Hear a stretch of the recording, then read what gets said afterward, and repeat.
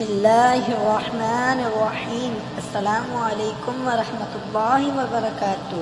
शुरू करता हूँ अल्लाह पाक के पाक नाम से जो बड़ा मेहरबान निहायत रहम करने वाला है। नाज़रीन, कैसे हैं आप?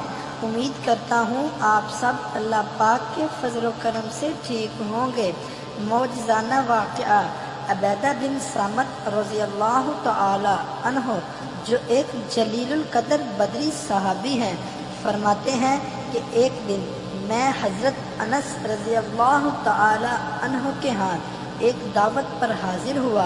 एक बांदी मेरे लिए एक तौलिया लाई तो ये काफ़ी मैला था। हज़रत अनस ने कहा कि इसको साफ करके ले आओ।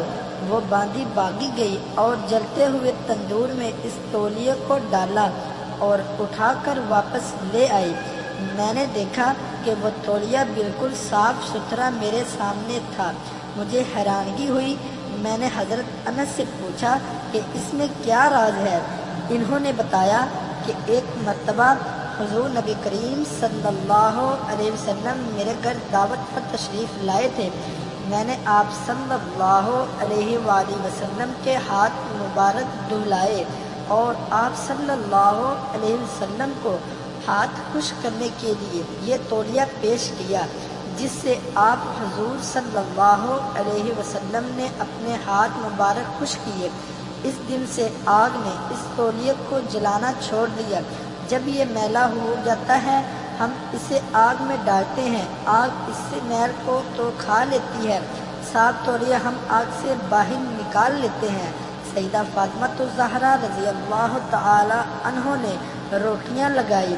नबी अलैहिस्सलाम ने भी एक दो रोटियां बना कर दी। काफ़ी देर के बाद जब सब लग गई तो हैरान हुए कि इसमें से एक दो रोटियां पक ही नहीं रही। इस तरह आटे का आटा ही मौजूद है। नबी सल्लल्लाहु अलैहि वसल्लम ने पूछा, बेटा क्या हुआ? अर्ज़ किया, हुज़ूर सल्लल्लाहु अलैहि वसल्लम, दो तीन रोटियां ऐसी हैं जो पक नहीं रही। फरमाया, हाँ, ये वो रोटियां होंगी जिन पर तेरे वालिद के हाथ लग गए। अब आग इस आटे पर असर नहीं कर सकती।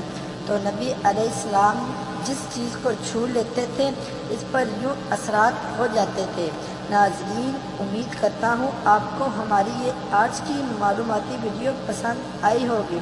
अगर वीडियो पसंद आई तो प्लीज़ इसे लाइक, शेयर और व्हाट्सएप ग्रुप में भी शेयर कर दें। मिलते हैं नेक्स्ट वीडियो में, तब तक के लिए अल्लाह निगहबान।